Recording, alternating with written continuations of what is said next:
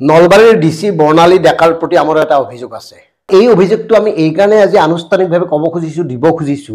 শেহতীয়াভাৱে ডিসি বৰ্ণালী ডেকাৰ কেতবৰ কৰ্মকাণ্ডই ব্যাপক প্ৰচাৰ লাভ কৰিছে। তেওঁ যে তলতীয়া কৰ্মচাৰীক বেয়া ব্যৱহাৰ কৰে, মানুহক নিৰ্যাতন চলায়, কোকৰাঝাৰত থাকোঁতেও কৰিছিল, নলবাৰীতো কৰিছে। সেই কাৰণে আমি এটা বিষয় অৱগত কৰিব খুজিছো।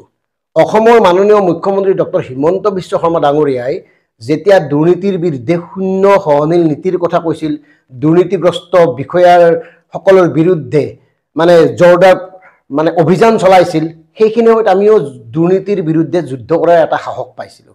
আৰু সেই কাৰণে নলবাৰী জিলাত সংঘটিত এটা ব্যাগম কেলেংকাৰী সম্পৰ্কে সকলো তথ্য সংগ্ৰহ কৰি মুখ্যমন্ত্ৰী তদাৰকী কক্ষত জমা দিছিলোঁ, এটা গোচৰ দিছিলোঁ যে এই বিষয়ে অনুসন্ধান কৰক আৰু দোষী শাস্তি পাওক। 2023 চনৰ 4 মাৰ্চত আমি দুৰ্নীতি তদাৰকী কক্ষত তথ্য অভিযোগ দাখিল কৰাৰ পিছত তদাৰকী কক্ষে 9 মাৰ্চত জিলা পৰিষদ অৰ্থাৎ নলবাৰী জিলা পৰিষদলৈ এটা তদন্ত বিচাৰি চিঠি এখন পঠিয়াইছিল। আৰু ইয়াতে কথাটো হ'ল এই যে চিঠি পঠিয়াইছিল তাৰপিছত নলবাৰী জিলা পৰিষদৰ কোনো খা খবৰ নাই। তেওঁলোকে এনেই এটা মুখতে এটা তদন্ত কৰি এখন প্ৰতিবেদন পঠিয়াইছিল দুৰ্নীতি তদাৰকী কক্ষলৈ। 4 মাহ পিছত আমি পুনৰ দুৰ্নীতি তদাৰকী কক্ষত যেতিয়া খবৰ লওঁ, তেওঁলোকে জনায় যে এই ঘটনাটো হৈছে, এই বিষয় দিছে। তেতিয়া সেই বিষয়টো আচলতে সম্পূৰ্ণ মিছা আছিল। আমি যেতিয়া তথ্য দিছিলোঁ, তেওঁলোকে পুনৰ এখন দণ্ডাধীশ পৰ্যায়ৰ তদন্ত কৰাৰ কাৰণে জিলা পৰিষদৰ মুখ্য কাৰ্যবাহী বিষয়াগৰাকীলৈ পত্ৰ এখন প্ৰেৰণ কৰিছিল। আৰু সেই পত্ৰৰ নম্বৰটো কৈছোঁ, সেই পত্ৰৰ নম্বৰটো হ'ল SVC/1/allegation/33/2023/474।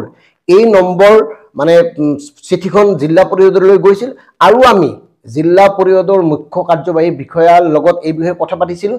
তেখেতে আমাক মৌখিকভাৱে জনাইছিল টেলিফোনত যে তেখেতে দণ্ডাধীশ পৰ্যায়ৰ তদন্ত বিচাৰি ডিসি উপায়ুক্ত মহোদয়াৰ অফিচলৈ প্ৰেৰণ কৰিছে পত্ৰখন।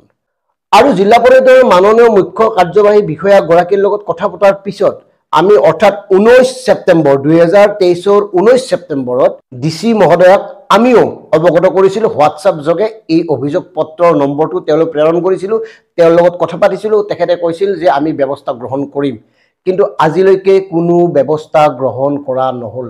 1 বছৰ উকলি গ'ল। আনকি ডিসি অফিচত দণ্ডাধীশ পৰ্যায়ৰ তদন্তৰ বাবে আবেদন কৰাও 6 মাহতকৈ বেছি সময় গ'ল। অথচ কোনো সাৰ সুৰ নাই, কোনো তদন্তৰ নামত ততো আগ নামাৰিল। আমাৰ কথাটো হ'ল মাননীয় বৰ্ণালী ডেকা ডাঙৰীয়াই দুৰ্নীতিক প্ৰশ্ৰয় দিয়ে নেকি? মাননীয় বৰ্ণালী ডেকাও দুৰ্নীতিৰ লগত জড়িত নেকি?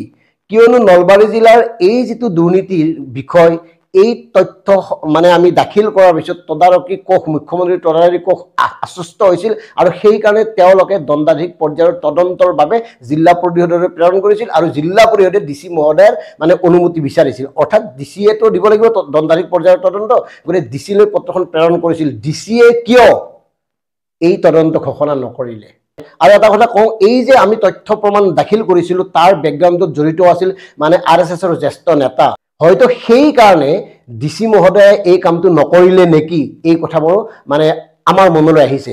আমি গোটেই দুৰ্নীতি বা দুৰ্নীতিৰ লগত কোন জড়িত আছিল, কোনে ঠিকা কৰিছিল, কাৰ নামত কি আছিল, গোটেইবোৰ সবিশেষ আমি অনাগত সময়ত প্ৰকাশ কৰিম। কিন্তু যিহেতুকে এতিয়াও বিষয়টো শেষ হোৱা নাই, ডিসি অফিচতে আছে, আমি আশা কৰি আছোঁ অনাগত সময়ত হ'লেও এই বিষয়ে তদন্ত হ'ব। আৰু তদন্ত হোৱাৰ স্বাৰ্থতে আমি নলবাৰী জিলাৰ নিৰ্দিষ্ট অঞ্চলটোত সংঘটিত ব্যাগম দুৰ্নীতি আৰু দুৰ্নীতিৰ লগত জড়িত থকা সেই RSSৰ জ্যেষ্ঠ নেতাজনৰ সবিশেষ তথ্য ফাদিল কৰাৰ পৰা বিৰত আছোঁ। গতিকে আজি আমি এই বিষয়টো পুনৰবাৰ মুখ্যমন্ত্ৰী তদাৰকী কক্ষ আৰু মাননীয় মুখ্যমন্ত্ৰী ডাঙৰীয়াৰ দৃষ্টি আকৰ্ষণ কৰিবৰ কাৰণে উপস্থাপন কৰিলোঁ। আৰু এই দুৰ্নীতিৰ বিৰুদ্ধে অভিযোগ দাখিল কৰাটো মোৰ কাৰণে আছিল চূড়ান্ত প্ৰত্যাহ্বান। আৰু সেই প্ৰত্যাহ্বানক নেওচিও যিহেতুকে আমি দুৰ্নীতি শেষ হওক বুলি, দুৰ্নীতিৰ তথ্য পোহৰলৈ আহক বুলি মুখ্যমন্ত্ৰী তদাৰকী কক্ষত কাষ চাপিছিলোঁ। গতিকে এই ক্ষেত্ৰত মুখ্যমন্ত্ৰী তদাৰকী কক্ষে তথা মুখ্যমন্ত্ৰী ডাঙৰীয়াই এটা সঠিক নিৰ্দেশনা দিব আৰু আশা কৰিম ইয়াৰ নেপথ্যত যিমানে ব্যাগম নেতা নাথাকক কিয় দুৰ্নীতিৰ তথ্য সবিশেষ পোহৰলৈ তেওঁলোকে আনিব অনুসন্ধান কৰি।